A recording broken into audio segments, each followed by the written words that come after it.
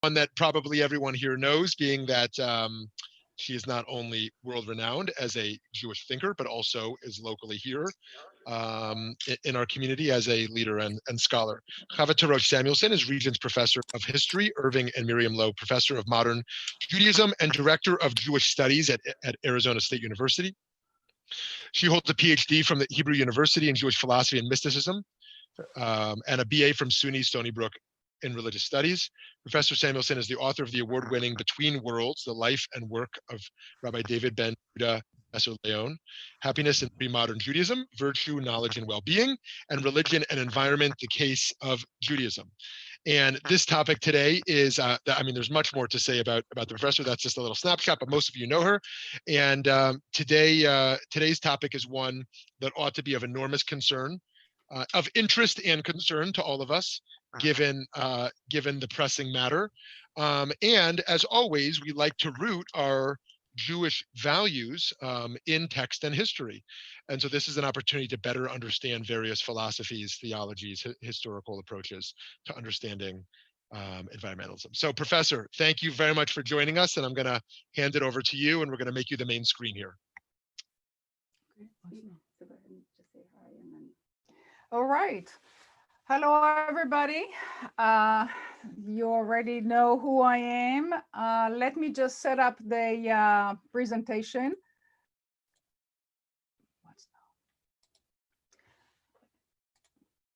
All right.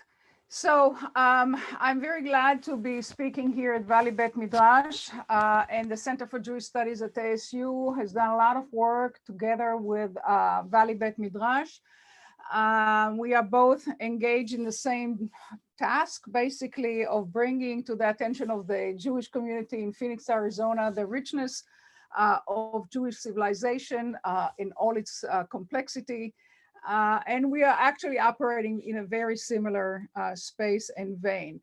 I want to bring to your attention two conferences that are coming up, one on anti-Semitism in comparative perspective, that would be on January 25th, 2021, and another one which is relevant to my talk today on Judaism and climate change, science, theology, and ethics, which will be February 28th, 2021. And I will end my lecture with a slide about that. So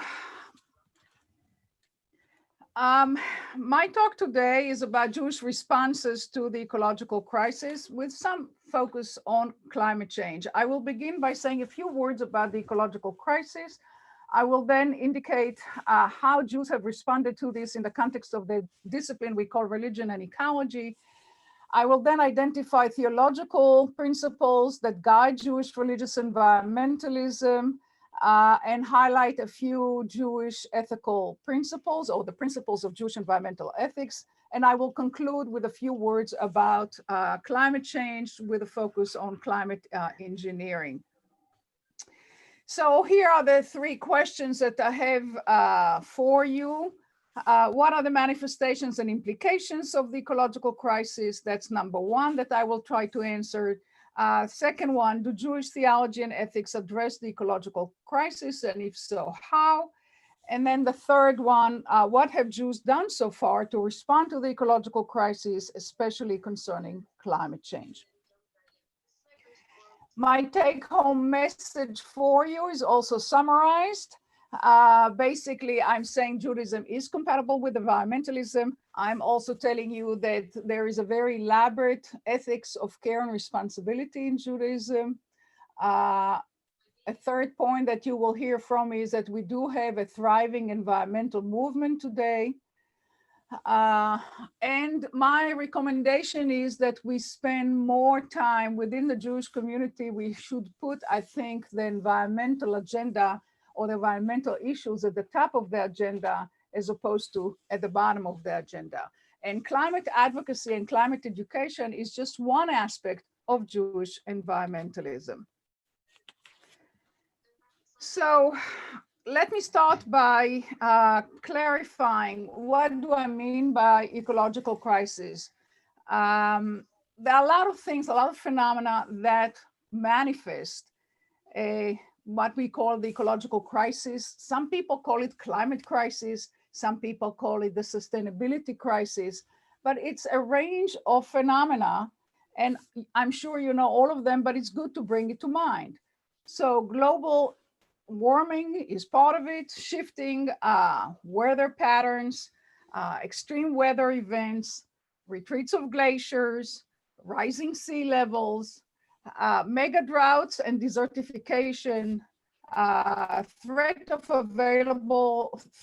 available water, food, and shelter, mass extinctions of species, loss of fisheries and forests, acidification, pollution of air, water, and soil, and shifts in prevalence and range of diseases. So we have a whole range of phenomena that we call that go under this rubric of ecological crisis.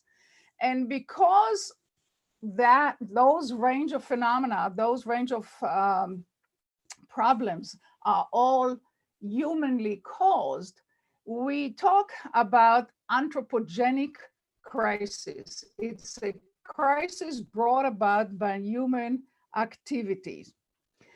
But the crisis is problematic because we apparently have reached a certain point, the point that we now call the beginning of the Anthropocene, namely the age of humans. And in the age of humans, in the Anthropocene, which is what you have at the bottom of your screen, you will know that something new is happening. And what's new now is that we cannot separate between nature and humanity anymore. Rather, what we have are kind of a merging or fusion of nature and humanity, because humans and nature interact reciprocally and they form complex feedback loops. The problem is that we have entered a situation in which those changes are permanent and probably irreversible. And that forces us to really deal with some major challenge. So the Anthropocene, the term was coined only in 2000. It was coined by a scientist by the name of Paul Crutzen. And he taught us something that we all need to think about. He says the following: a daunting task lies ahead for scientists and engineers to guide society toward environmentally sustainable management during the era of the Anthropocene. This will require appropriate human behavior at all scales and may well involve intentionally accepted large-scale geoengineering projects, for instance, to optimize climate. I said that 20 years ago, and a lot has happened since then. But what he's suggesting is that what we call geoengineering or climate engineering is the way to go in order to solve the problems.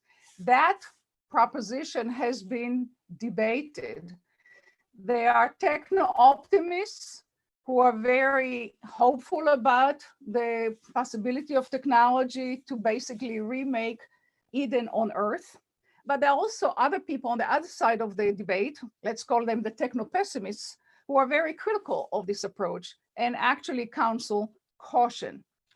And in between, you have the techno-scientific pragmatist who recognize that technology is not unproblematic, but because humanity didn't do what it was supposed to do already, there probably is no better choice than to go that route.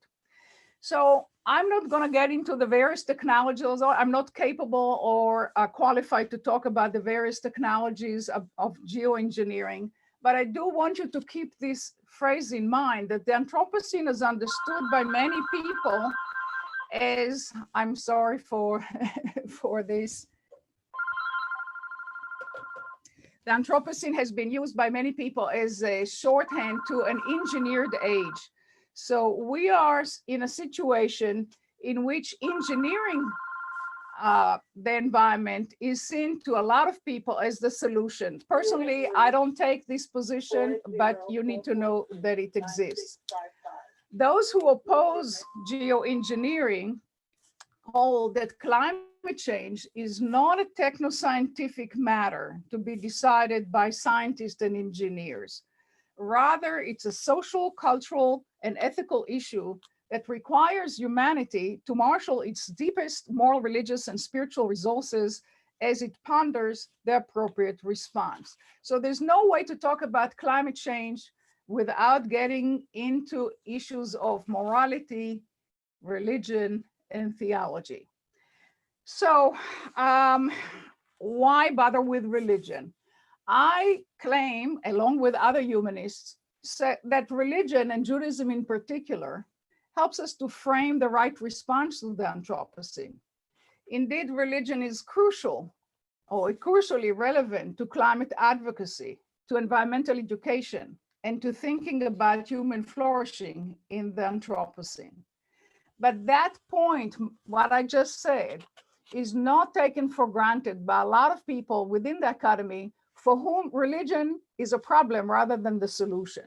So why do I say that religion matters? Number one, as you see on the slide, most of humanity still thinks about reality in religious categories.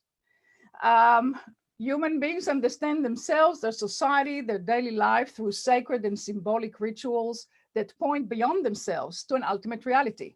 Within religious worldviews, human beings organize their life and find meaning, purpose, and hope as they face an unknown future.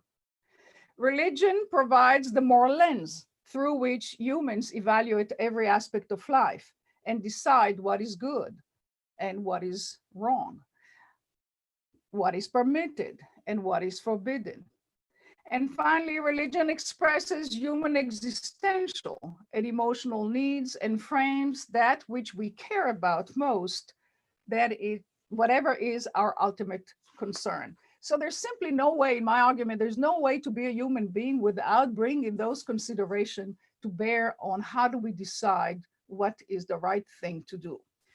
Now we have a problem because not every Jew today is a religious person. As we all know, in the modern period, a lot of Jews actually see themselves as secular. They have little knowledge or interest in religious sources of the Jewish tradition. So what shall we know? Well, the first thing to keep in mind is that some of the leading pioneers in the American environmental movement have been secular Jews, and a lot of people simply are not aware of them.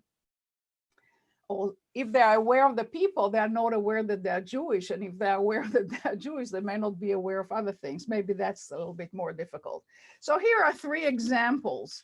Everybody knows the name of Rachel Carson. She's the author of Silent Spring, was published in 1962. She's actually, she was a scientist, a marine biologist. She was also a Presbyterian, or she defines herself as a lapsed Presbyterian. But very few people know that the first person on this slide, Murray Bookchin, published a book which says very similar things to what she said, and he did it before Rachel Carson. So in 1958 already, Murray Bookchin published an essay on the problems of chemicals in food. And then in 1962, half a year before Carson's book appeared, he published the book, Our Synthetic Environment. He did it under an assumed name. Not totally clear to me why did he choose to write an assumed name, but most likely it's because he was an anarchist, actually associated with the Trotskyist party in the United States, and that probably is the reason behind the assumed name. So he created social ecology as a major strand of environmental ethics. He created this Institute of Social Ecology. It was associated with Goddard College. But the bottom line is that his point was that human responsibility toward nature requires us to look at patterns of exploitation. And the way we treat each other, if we exploit other human beings, we're also going to exploit nature. So the goal of social ecology is to end all patterns of domination and exploitation. And it's a major, major theme in environmental ethics.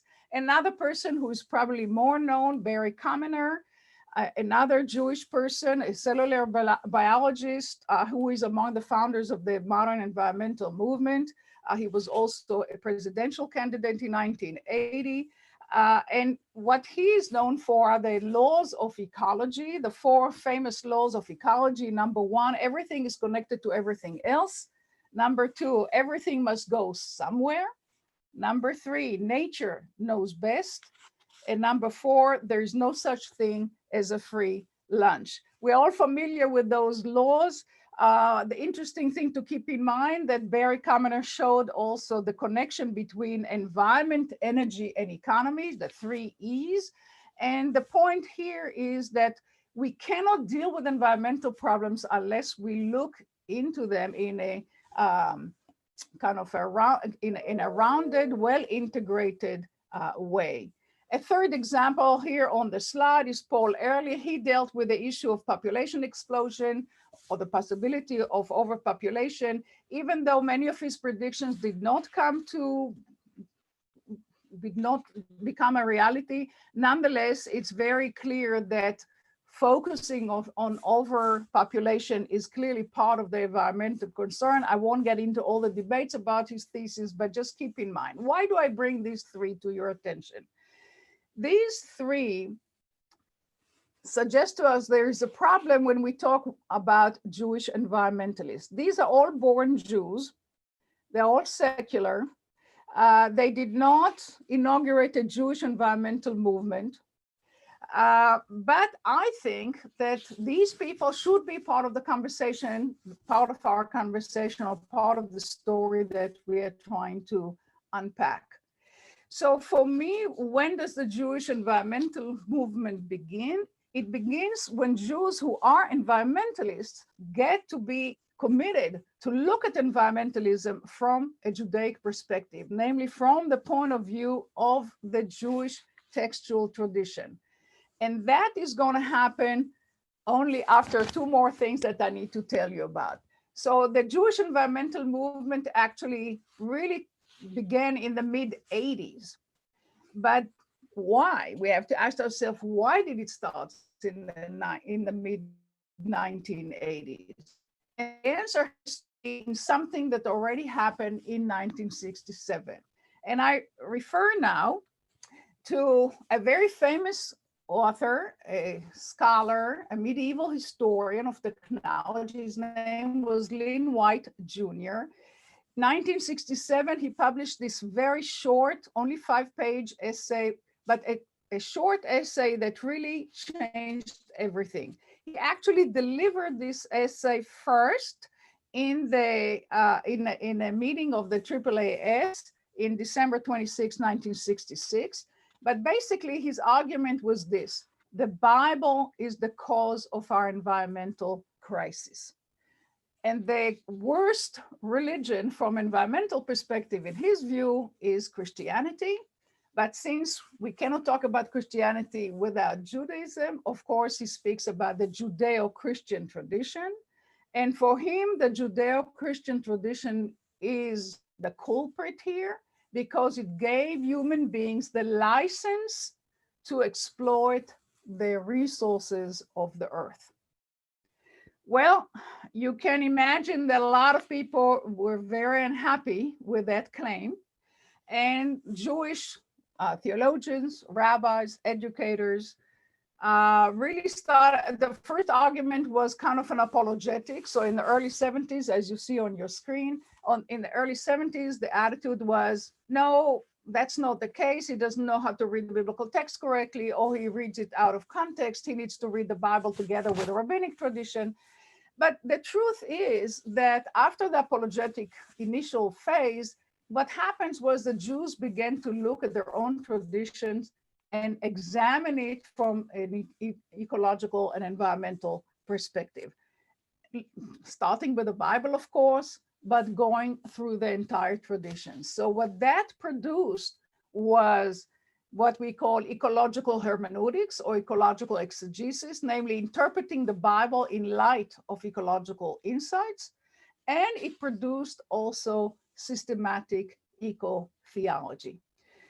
In the middle of the 1980s, the first Jewish environmental organization was created. It's called Shomrei Adama, the Keepers of the Earth, or the Guardians of the Earth. It was done in Philadelphia. Philadelphia actually was very important to the history of environmental movement. And definitely from then on, we have a Jewish environmental movement that is beginning to flower. 1993 is an important date. It's an important date because that's when the Coalition for Environment and Jewish Life, or COJEL as an acronym, was created. And there are some interesting things behind the creation of COJEL. If you ask why 1993, what happened then, the answer has to do with the fact that in 1990, famous scientists such as Carl Sagan came to the realization that science is not going to get anything done unless it really brings on board, so to speak, the religious community. So it was the scientists who said first that what we're doing today is really crimes against creation. That came from the statement of Carl Sagan. 1991, there was another meeting in which Carl Sagan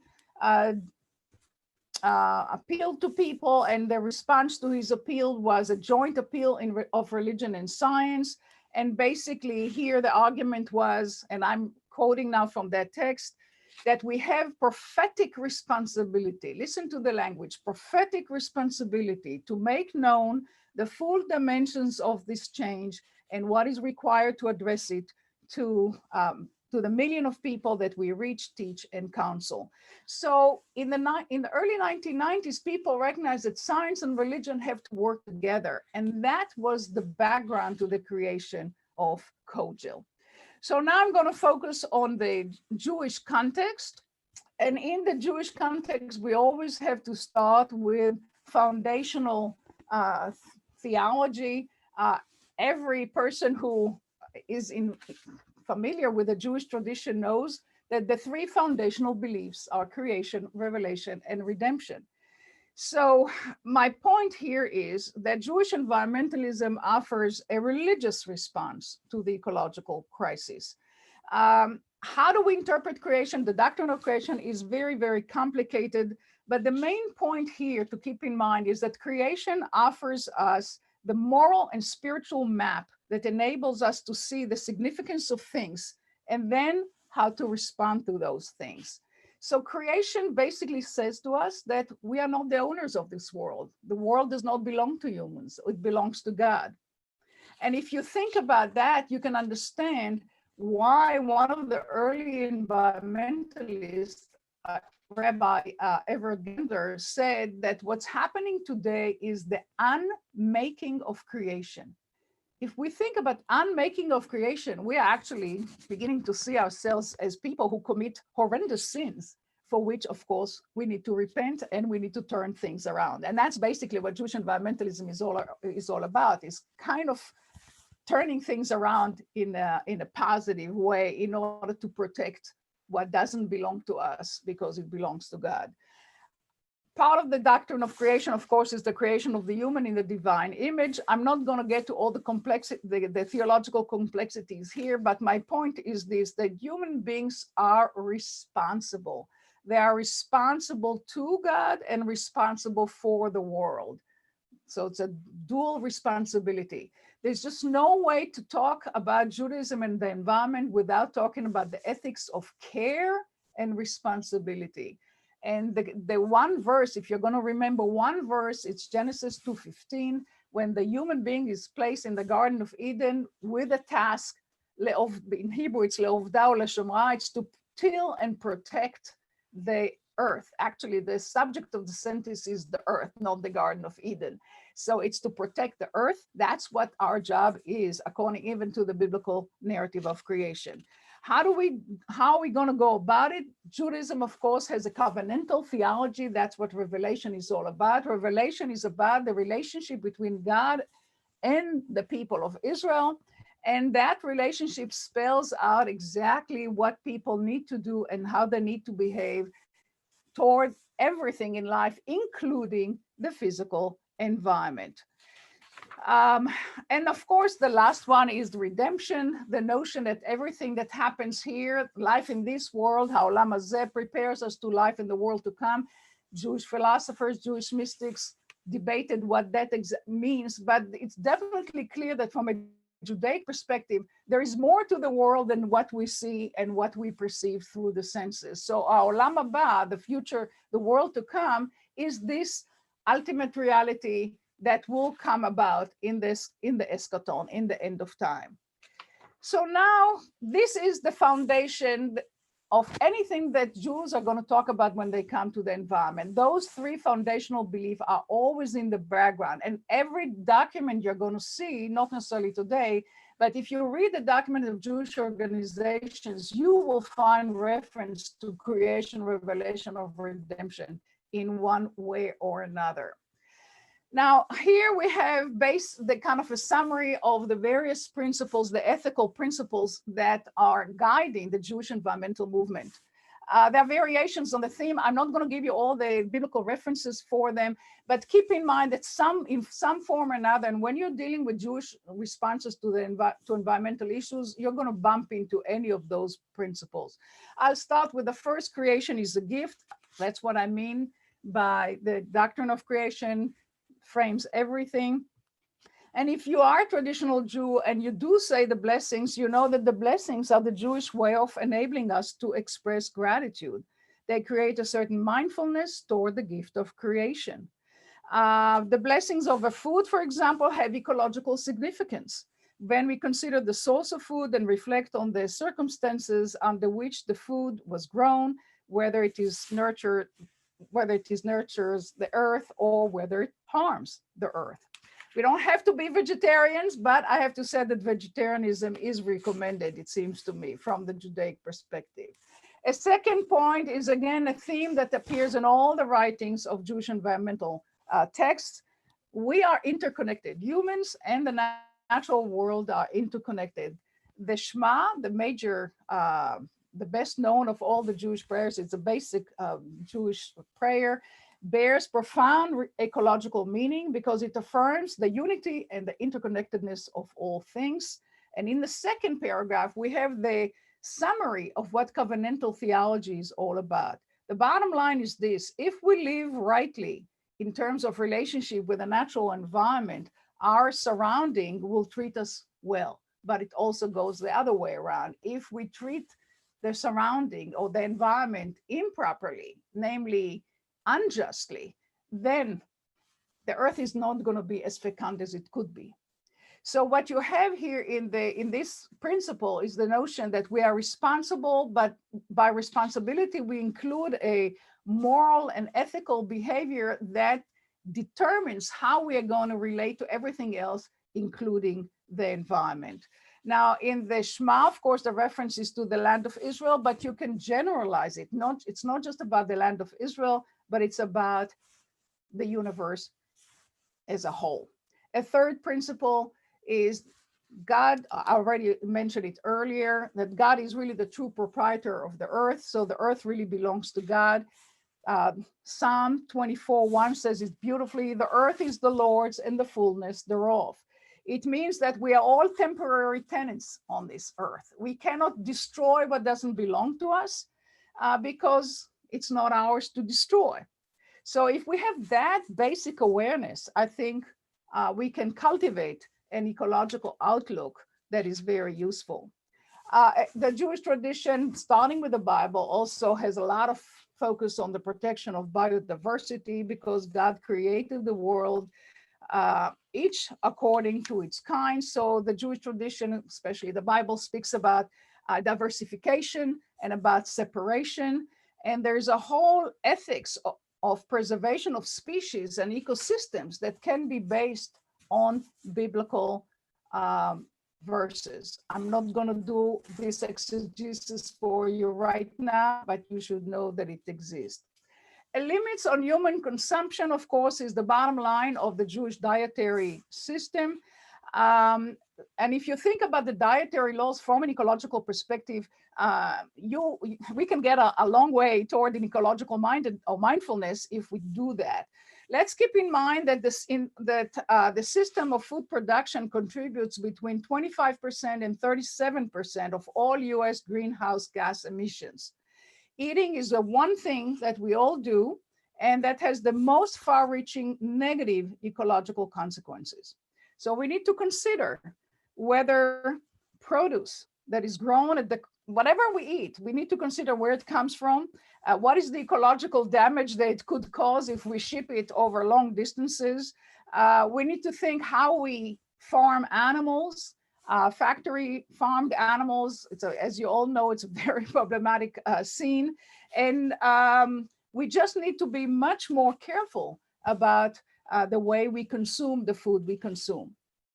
I will say a few words in a few minutes about the bottom, the last line on the slide, the notion of eco-kosher, because eco-kosher or eco-kashrut is basically a kind of a catch-all phrase, how we can combine the dietary laws with the Jewish concern for justice. I'll come to it in a few minutes. Another theme is the concern for animal welfare, or tzar ba'alei chaim. Clearly, the idea here is that if you treat animals improperly, or cruelly, you're actually creating cruelty in yourself. So in order to prevent that, we need to really work on our own virtues.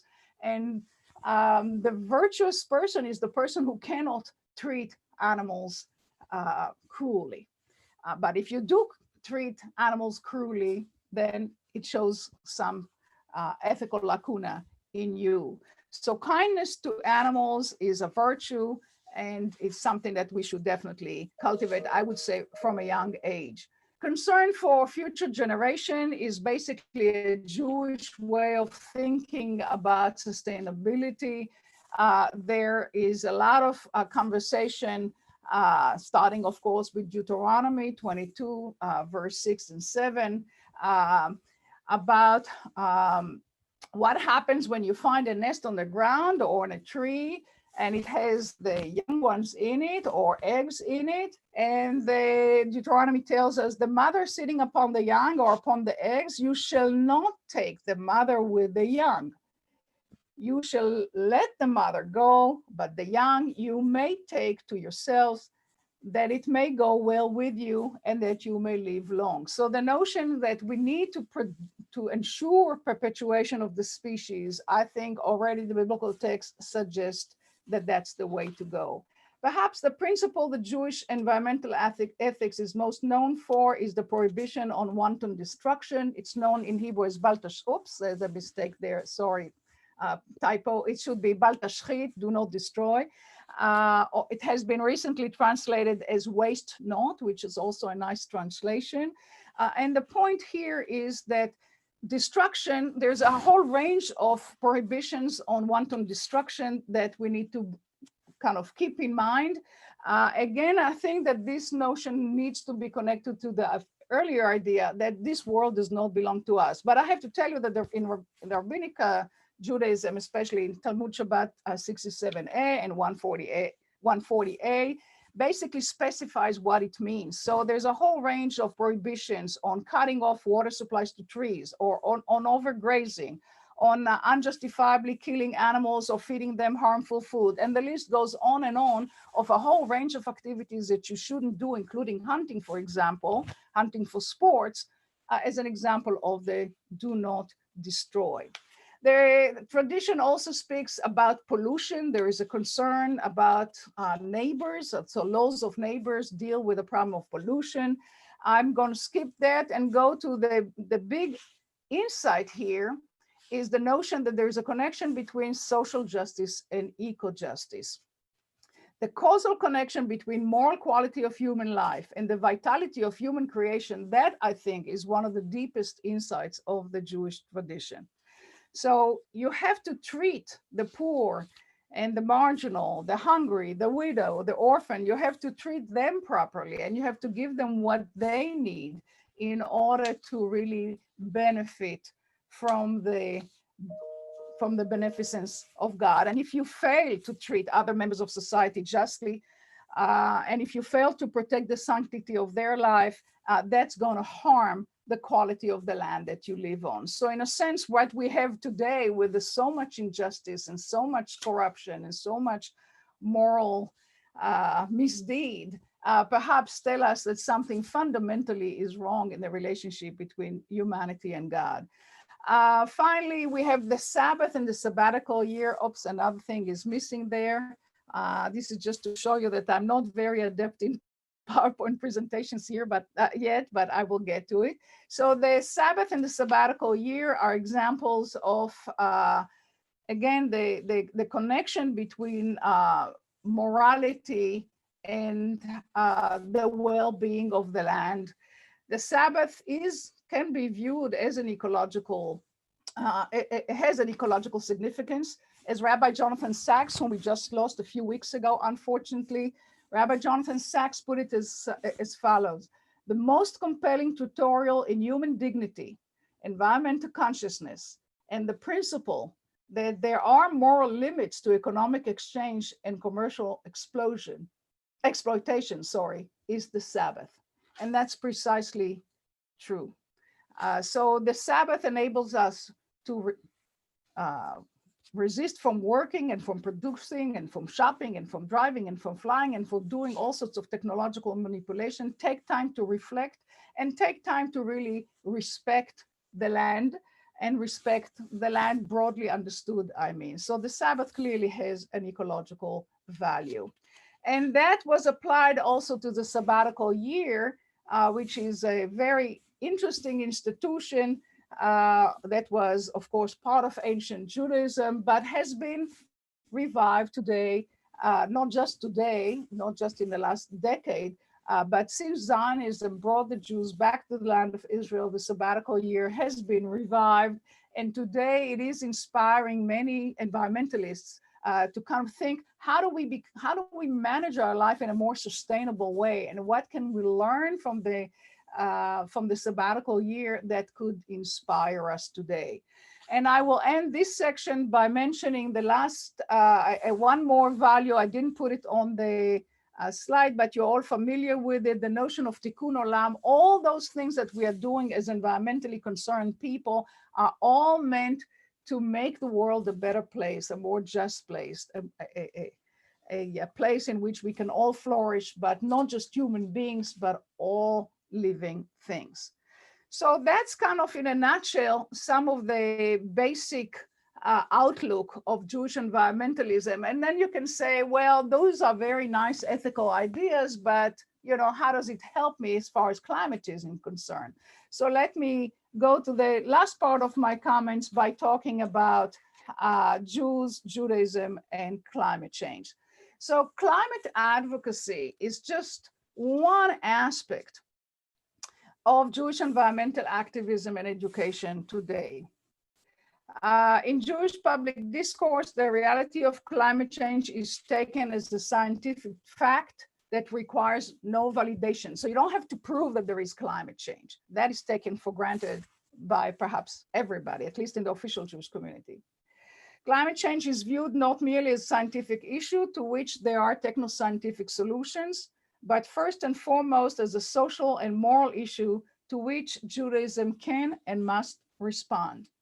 Indeed, all strands of modern Judaism, Reform, Conservative, Reconstructionist, Renewal, and Orthodoxy have engaged climate change in some official statement. But sometimes there could be difference of opinion or controversy concerning specific energy-related practices, for example, fracking. So on fracking, I have to say, you can see some differences among the various positions. The Reform movement, through its Religion Action Center, has been very active in calling for measures to combat climate change. In 2009, it passed a comprehensive resolution on climate change and energy that supported measures such as cap and trade to reduce greenhouse gases. The Reconstructionist movement has been very involved, especially in grassroots organizations. The conservative movement has been crucial in all this conversation. They were behind the creation of co-jail to a great extent. And even the Orthodox community has been on board, especially in terms of creating the right kind of materials for Jewish schools in terms of conservation and renewable energy. So the entire Jewish community, at least the organized Jewish community, we can say is involved in some way. I'm not going to give you all these formal statements, but there is a lot of material available in that regard online. As far as fracking or hydraulic fracking, there is a debate going on, and yes, we cannot all agree on it. Some Jews have actually created organizations or initiatives of Jews against hydrofracking, but some other organizations actually back fracking and think that that's the solution to some of our, at least in the meantime, some of our problems. So I'm going to leave it as is. Here's an example of some Jewish, of four organizations. I'm giving it to you just to show you that there is progression kind of over time. But keep in mind that there are many, many more Jewish organizations. So Kosher is the largest one and the first one. It was actually a network of Jewish organizations. It's less active now than it used to be in the 90s. Chazon today, Chazon, a Jewish Life of Sustainability, is the major Jewish organization today. Many of the activities, many of the institutions that were separate are all under the rubric of Chazon. HCM is an example of an organization that developed out of Green Zionist Alliance, but it's actually serving today. It's mainly a kind of a resource center for a lot of environmental activity. And I put in Wilderness Store as an example of an organization that pushes earth-based Judaism kind of as a way to move forward. But this is just an example of the kind of variety of organization that is the background, and I'll get in a minute to two organizations that are about climate change per se. So in terms of a person who is most relevant to the story of climate change, we cannot forget Arthur Waskow. Arthur Waskow is perhaps, to me, is an example of what social ecology in a Jewish garb looks like. So he grew out of the left. He was a very activist, anti-nuclear activist in the 60s and the 70s, then became an ordained rabbi with Rabbi Zalman Schachter Shalomi, became part of Jewish Renewal, and really created kind of the force. He was kind of a force toward climate advocacy. And when you read his work, the work of Arthur Waskow, you're going to find a lot of negativity toward some of the practices we take for granted, I mean capitalism. So he really rails against what people are doing as a matter of course. And I'm trying to find exactly my, some reason I kind of lost it here, but he's speaking very forcefully against what he calls the carbon pharaohs of today. And you can see how a leftist or left-orienting person can use the Jewish tradition in order to argue against some of the common practices, including the energy practices that we take for granted. Let me bring to your attention this document from 2015, the Joint Rabbinic Statement. Many Reform, Conservative, Reconstructionist, and Orthodox rabbis, up to 425 rabbis, signed that document. The final signature was in October 29, 2015, but it was initiated already in May. And it was inspired by Laudato Si of Pope Francis.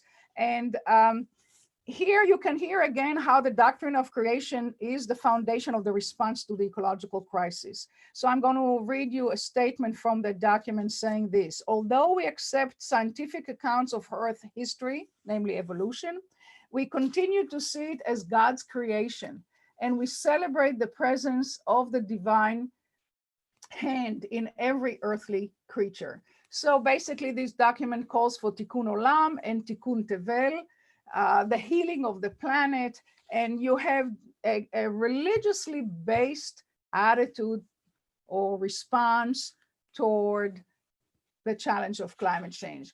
They also include a whole list of policy. I'm not going to go over them since my time is going to run out shortly.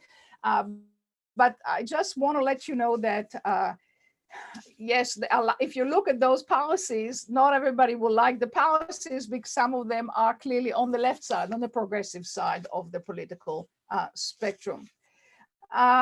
In terms of Jewish grassroots organizations focusing on climate change, at least two come to mind: Jewish Climate Action Network, which is Boston-based, and Dayenu, a Jewish Call for Climate Action, which is more recent one.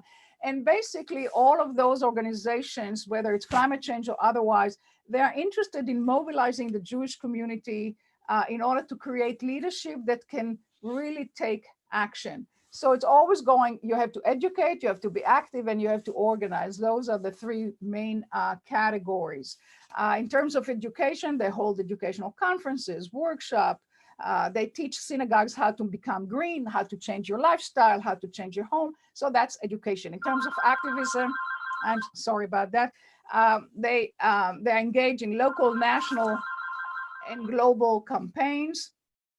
And in terms of organized, they try to bring a lot of people together. So basically, organizations like that create awareness. They support political advocacy. They encourage personal, communal change, and they bring our attention to social and economic injustices. So we don't know where it's going to go, but it's reasonable to assume that under the new Biden-Harris administration, when climate change will become a more high up on the agenda of the administration, we're going to see more Jews becoming involved. I have, in 2 minutes, I'm going to just mention to you that all of this work has very little to do with climate engineering. Basically, Jews haven't, at least now, they have not entered any theological reflection on the permissibility of geoengineering or climate engineering. And I try in an essay that I wrote to explain why that's the case. You have some of the reasons listed for you. I'm not saying that Jews cannot enter climate engineering conversation. Maybe they will, but at this point they have not done so.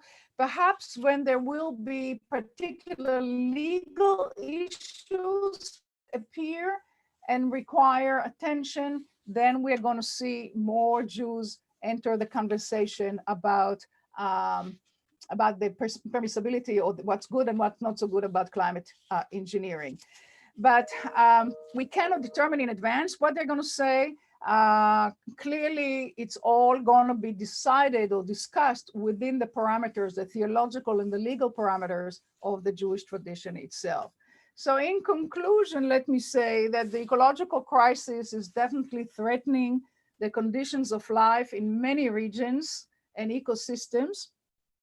And the threat pertains not only to humans, but also to all other forms of life. And since we're all interconnected, what happens to other forms of life impacts us and vice versa.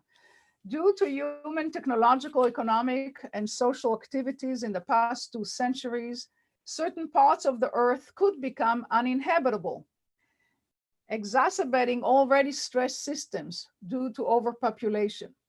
So world religions, including Judaism, have responded to the ecological crisis, each in its own way. And Judaism offers a framework within which to articulate a holistic, non-reductionist worldview that sees the physical world as imbued with religious significance, rather than as mere inert matter. Judaism has articulated an ethics of care and responsibility that teaches Jews to till and protect the earth rather than exploit the earth for their exclusive benefit. So caring for the created world is a religious obligation, and it is our duty to ensure that we will not undo creation.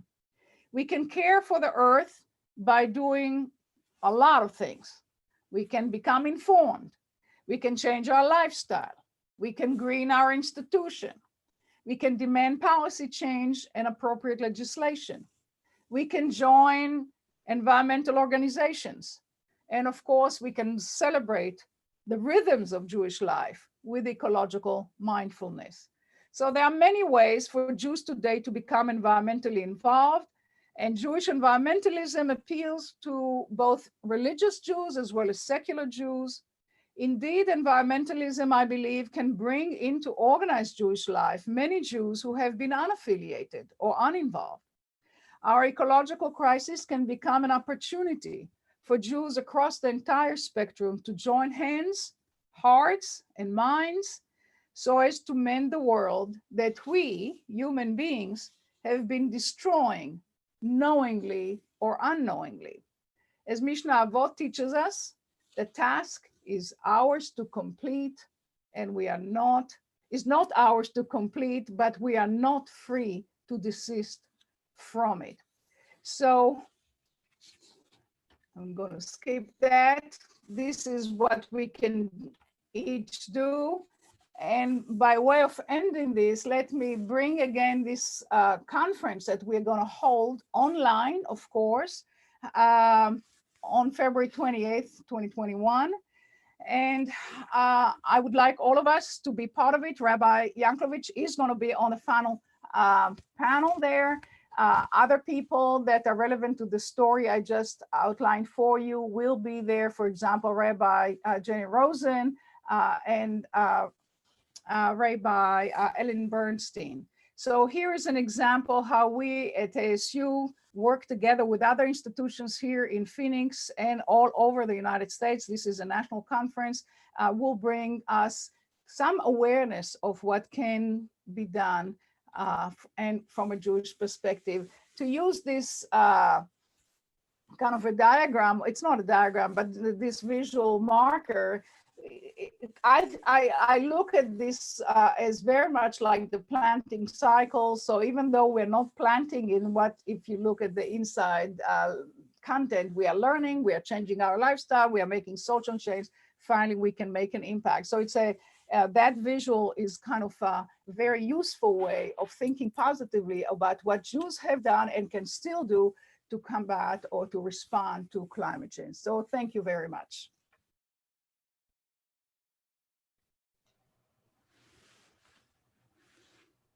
Awesome. Thank you so much for that. And I guess I would just like to open the floor for questions, and if anybody has one. Sure. Dr. Samuelson, thank you so much. This is very comprehensive and inspiring. I'm looking forward to the conference. Can I go from a wide angle lens to a macro lens here on something? Can you say something about the Tu B'Shvat Seder, how it came to be? And I don't know if it's just an American thing or if it's a tradition that developed in Israel as well over the last couple of decades. So, okay, the question will require a lot of unpacking because most people are not familiar with the Tu B'Shvat Seder. So you are an insider. You're speaking as an insider. But the Tu B'Shvat Seder is actually a practice that was instituted in the 16th century among the Kabbalists of Tzfat, of Safed, S-A-F-E-D. It's structured somewhat like the Seder, like the Passover Seder, but the idea was to connect between particular fruits and the symbolic meanings of those fruits. So originally it was not an environmental practice. It has to do with Kabbalistic symbolism, and I'm not going to unpack it for you here now, but the idea is that it's a symbolic activity. What happened in the 1990s especially, that especially in Reconstructionist communities, and in some Kabbalistically oriented community, like in Jewish Renewal, they took this practice and kind of infused it with environmental meaning. I don't think that it really caught the imagination. Maybe Rabbi Yanklowitz will have a different take on it. I don't think that it really kind of inspired a lot of people to do it, but those who do find meaning in it. So as far as I'm concerned, from an environmental, from my perspective, Jews can do a lot of things, and if it works, if that particular ritual is meaningful to a particular community, that's terrific. Would that make these people become environmental climate advocates? Maybe, maybe not. I cannot tell you. You see the issue. So I don't know what is the impact of that particular practice on changing what happens in the world, especially in terms of climate change, but it definitely has to do with ecological orientation or mindfulness or kind of openness toward the environmental issues. So as far as I'm concerned, it's all good. And it's, by the way, originally this particular practice was amongst Sephardi communities, not so much Ashkenaz communities. Yeah, you should know that. Awesome. I think we have time for maybe one or two more questions. I'm happy to jump in. Hello. Hi, Hava. I was a student of yours, not in your class, but I learned so much from you back in Indiana years ago, God. and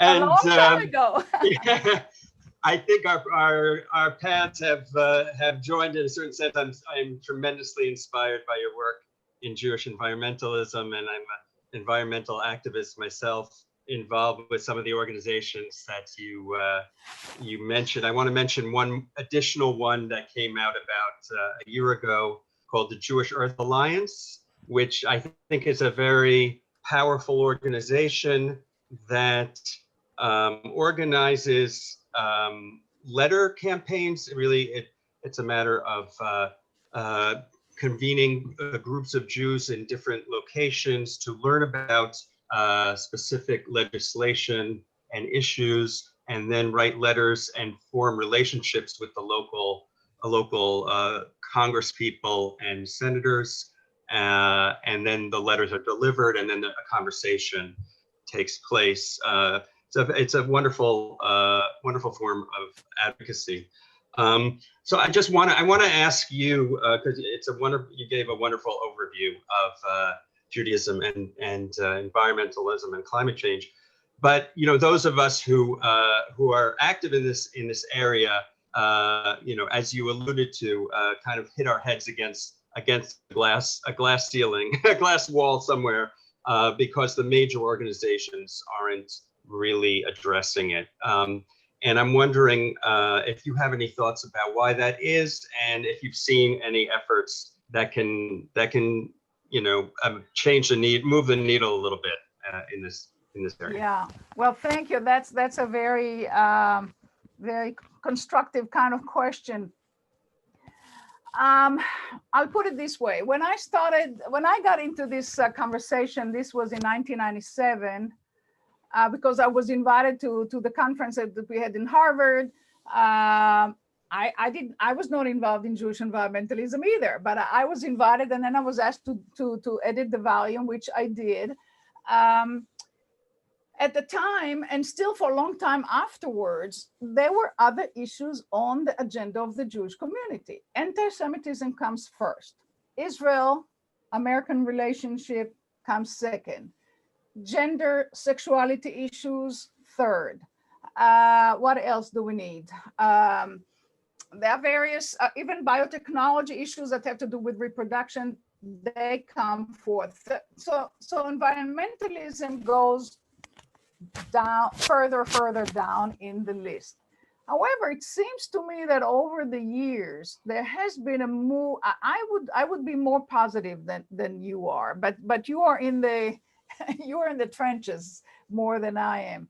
I think that we have more attention now. I see so many grassroots like the one you just described. There's so many initiatives, local, regional, sometimes also national. So there is some agitation. But who are the people who are agitating in that direction? A lot of time it comes from Jews who were unaffiliated. A lot of time it comes from Jews who were uninvolved earlier with Jewish communal life. And environmentalism becomes a new way of being Jewish, a cooler, a more cool way, a more exciting way, more involved way. So I don't know what you can do except by saying everything has to be done locally. It has to be done from the local federation, from the local congregations, And from the local, it can become regional and then national, rather than the other way around. So I really believe that that's the way to go. I don't think that we need to lose hope. I think that we can be, because the problems are so severe and they're so profound.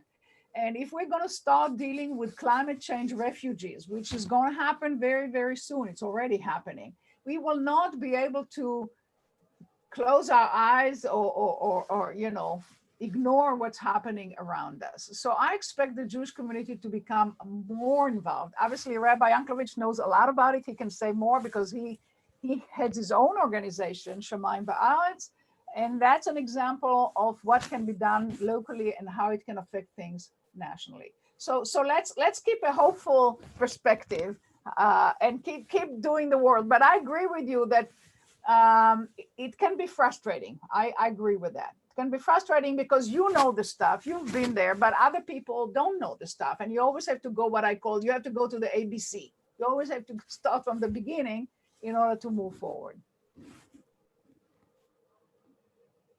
Great, awesome. Well, thank you everyone for joining us today. And as Rabbi Yanklowitz mentioned at the beginning of the talk, we are going to have another event on Monday with Rabbi Chaim Seidler-Feller. That's Monday the 23rd at 1 p.m.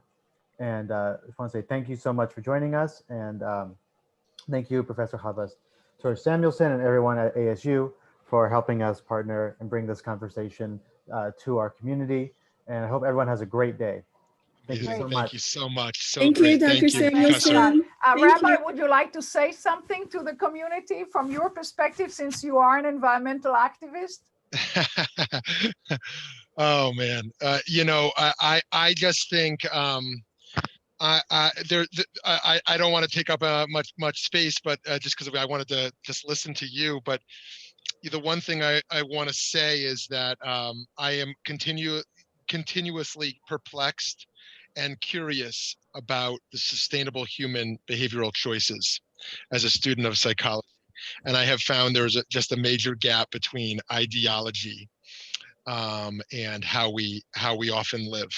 And I find this particularly on the environmental issue. And so I think for me, this is much more of a spiritual revolution than a political revolution that's needed in regards to how we think about this. So I am honored to be a part of your conference that's coming up on this issue. I'll have much more to share there, but continue to be inspired by this. So thank you. Okay, So great. okay. So let's keep the good world, the good work, and let's be involved in Tikkun Olam and Tikkun Tevel. That's exactly what the message should be of this kind of engagement. I love that you call it Tikkun Tevel, because it's, people often merely talk about Tikkun Olam, and that really does mean human to human, which is really important. But these various levels of Tikkun are so important to the sustainability of the whole.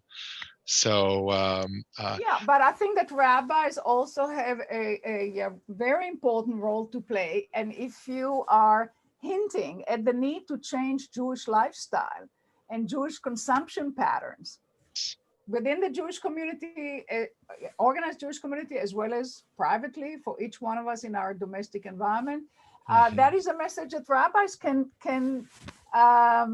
deliver in a way that an academic cannot deliver. Right. And theology. How do we continue to uphold human rights and human dignity while dismantling the dominant anthropocentric worldview that implies everything is for our disposal? So the work is large.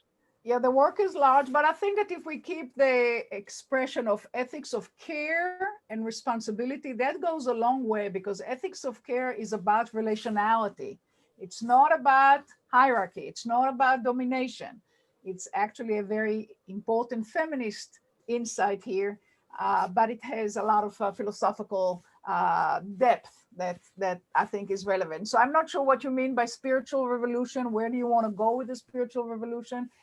Maybe the Jews are not where you want them to be spiritually, but I think that Jewish education, I would say, on all levels and starting early, I think that's what we are missing. Instead of starting a environmental education, I don't know, third grade, if not earlier, we don't do it.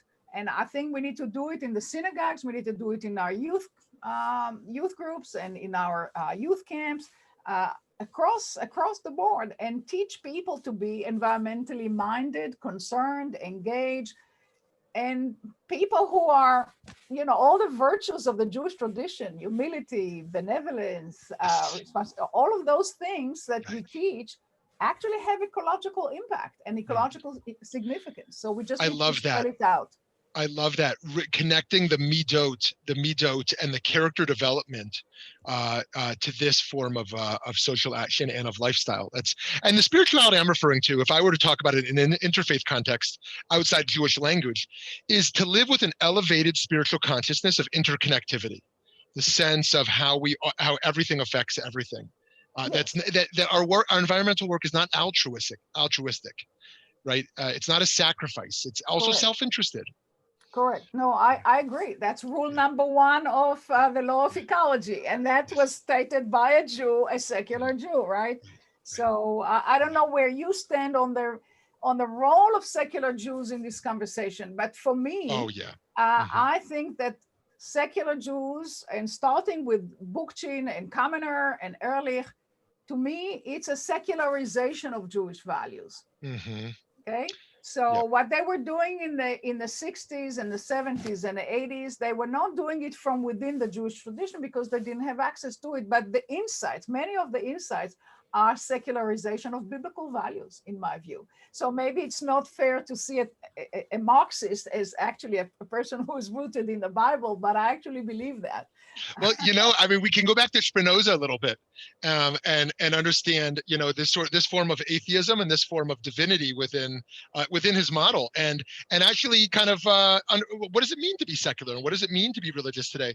The Dego Machen Ephraim Hasidic teacher says, I'm not so into gematria at all, numerology, but he says the numerology of Elohim is the same as Teva. And he works this out, that God is nature. So however we understand, and Spinoza clearly is a secular, you might say.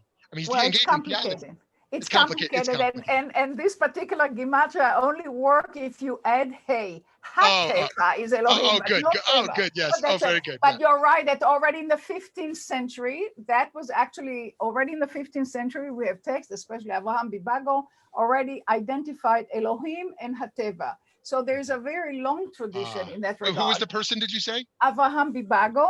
Oh, very nice. So it's also, you can find similar things in Arama, but in the 15th century, you already have that kind of conversation about how Hateva and Elohim are basically two sides of the same coin. And Spinoza develops it about 200 years later, but it comes out of that medieval philosophical tradition. The last time we spoke was about Buber, and obviously Buber's eye now is mostly about human encounters.